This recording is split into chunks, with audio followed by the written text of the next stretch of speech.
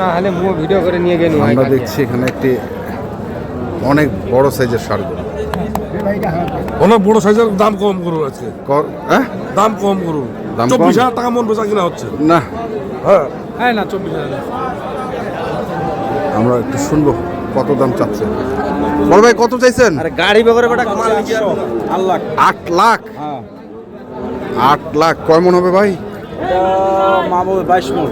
22 মন। হ্যাঁ 22 মন দাম চাচ্ছে 8 লাখ। লাইভ ওয়েট করতে শুনি। লাইভ ওয়েট করা আছে? লাইভ ওয়েট করা আছে? করা নাই। 1100 কেজি। 1100 কেজি আছে বুঝছেন। 8 লাখ দাম চায়। কত উঠছে ভাই দাম? কত উঠছে? দাম কত হচ্ছে 500 ভাঙতে বলেছে। 500 পর্যন্ত পাইছে। তো কেমন টার্গেট কেমন? হ্যাঁ টার্গেট কেমন?